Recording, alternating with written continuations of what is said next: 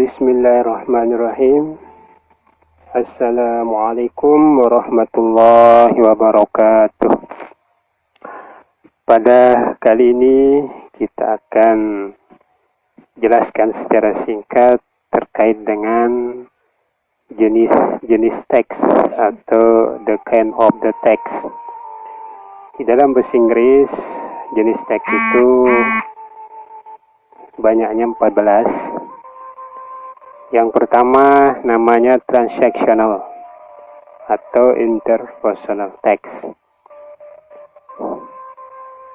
Yang kedua short functional text. Ketiga narrative text. Keempat recount text. Kelima descriptive text. Keenam procedure text. Ketujuh news item text. Kedelapan explanation text. Ke-9 report text, ke-10 discussion text, ke-11 analytical exposition dan hortatory exposition, ke-12 review text, ke-13 proof text, dan ke-14 anecdote text. Nah, ini yang akan kita jelaskan satu persatu terkait jenis-jenis text ini. Yang pertama, transactional text atau personal text itu terkait dengan ungkapan, berarti itu terkait dengan dialog.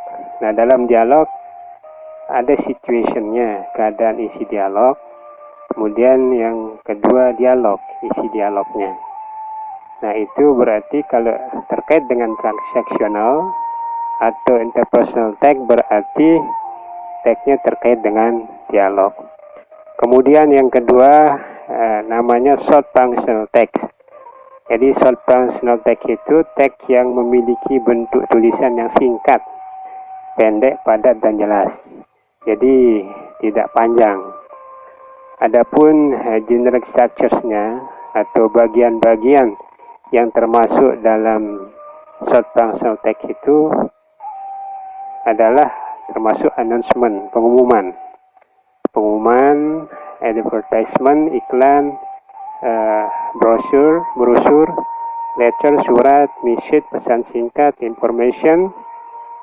informasi, tips. Ya, kemudian yang ketiga narrative text.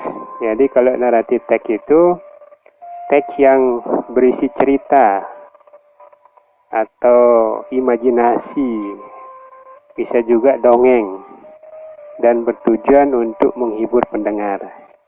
Itu kalau naratif teks. Adapun bagian-bagian naratif, yang pertama adalah orientation. Orientation itu pengenalan tokoh, waktu dan tempat.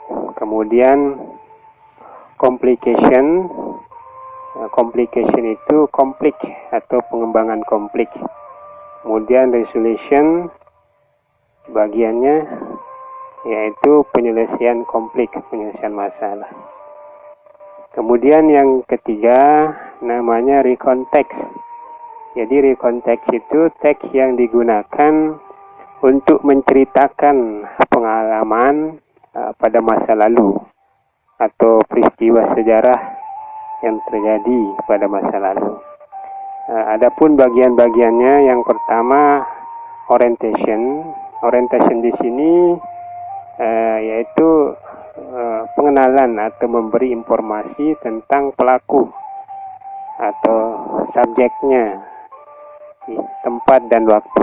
Kemudian event itu adalah kejadian atau rekaman peristiwa. Kemudian yang ketiga reorientation, yaitu pengantar akhir yang merangkum rentetan peristiwa atau kejadian, bisa juga kegiatan.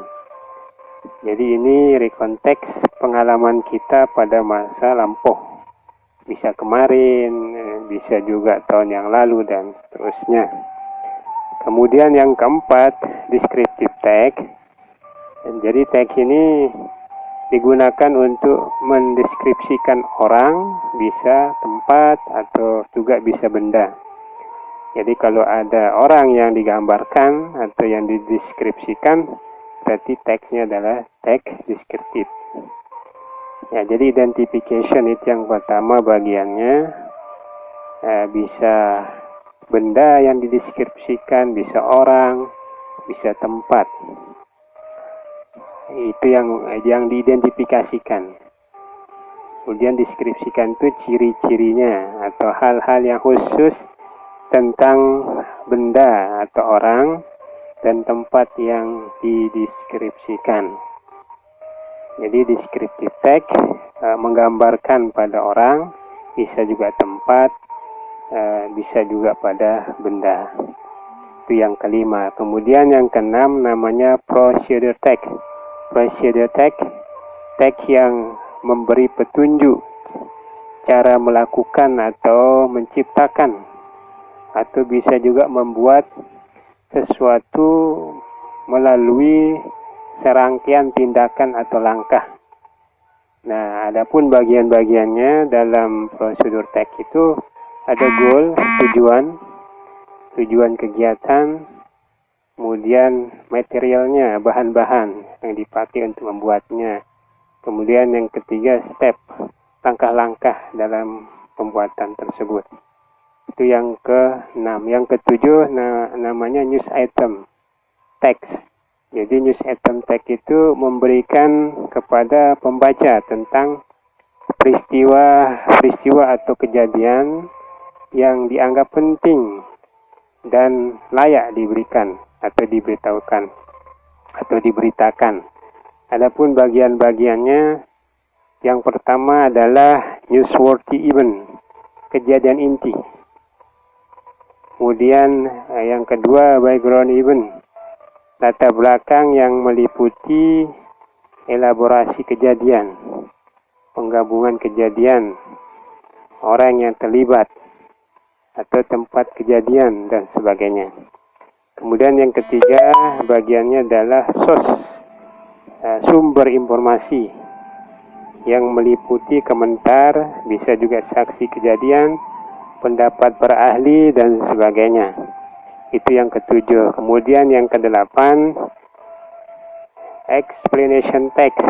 Jadi teks ini digunakan untuk menerangkan cara atau proses sesuatu yang terjadi, terutama berkaitan dengan fenomena alam, dunia ilmiah, dan sosial budaya.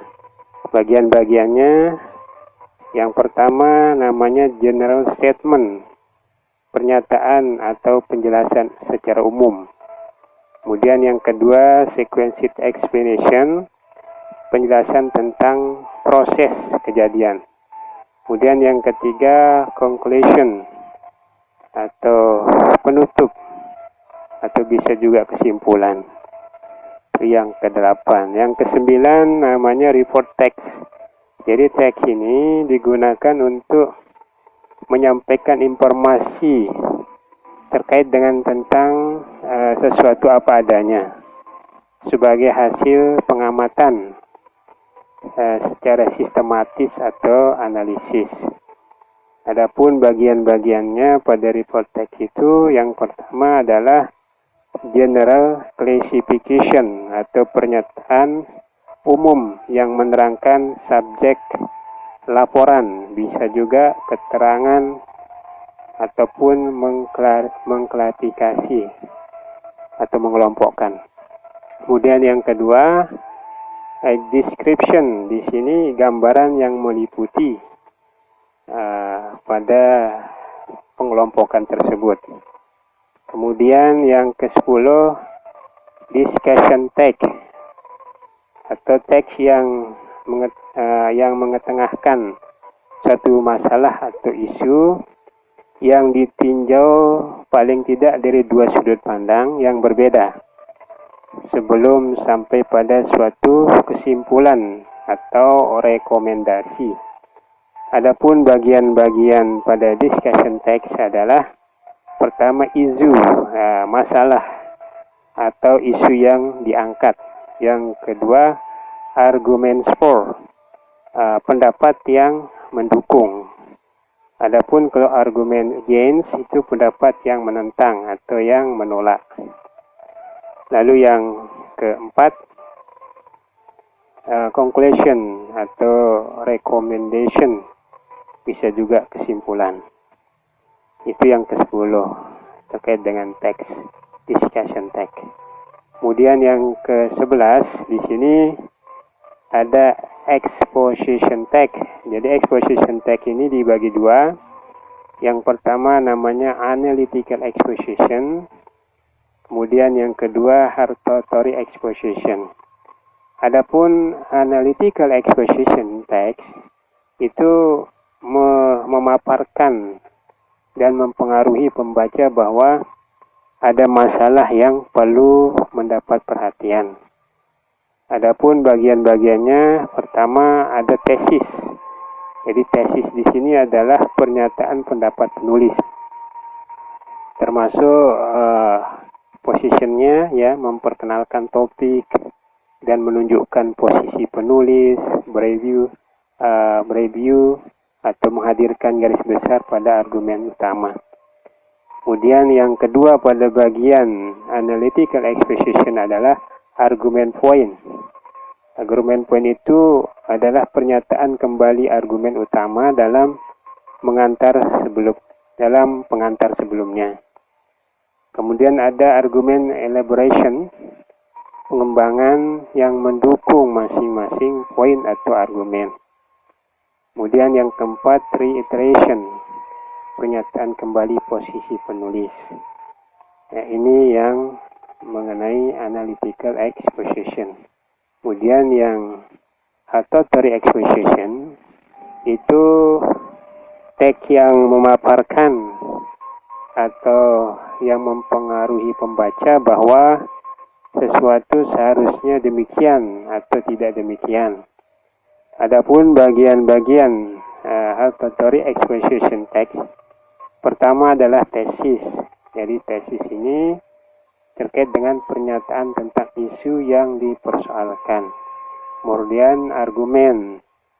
Argumen di sini adalah alasan adanya keprihatinan dan mengarah kepada rekomendasi. Argumen itu pendapat, ya, itu alasan. Kemudian yang ketiga adalah recommendation, yaitu pernyataan tentang bagaimana seharusnya atau tidak seharusnya. Nah, ini yang terkait dengan hortatory exposition. Kemudian yang ke-12, review text. Jadi teks yang ini adalah memberikan penilaian atau kritik terhadap peristiwa atau karya seni untuk pembaca atau pendengar halayak ramai. Misalnya bisa film, pertunjukan, buku, dan barang, dan sebagainya. Adapun bagian-bagian review text itu, yang pertama orientation. Jadi orientation ini di sini adalah pengenalan hal yang diangkat. Yang kedua interpretive recount, ringkasan cerita atau tafsir. Yang ketiga evaluation, evaluasi atau penilaian. Yang keempat evaluative summation, rangkuman. Ini yang review text. Kemudian spoof text. Teks ini yang diakhiri dengan hal-hal yang tidak terduga atau lucu, yang disebut dengan twist. Jadi bagian-bagiannya ada orientation, pengenalan. Jadi memberi informasi tentang pelaku, tempat, dan waktu. The event, rekaman peristiwa atau kejadian atau kegiatan yang terjadi. Bisa disampaikan dalam urutan secara kronologisnya. Dan twist, yang ketiga, twistnya itu bagian akhir cerita yang lucu, tidak terduga. Tiba-tiba kita tertawa atau berbahak-bahak. Kemudian yang ke-14 yang terakhir adalah anekdot teks.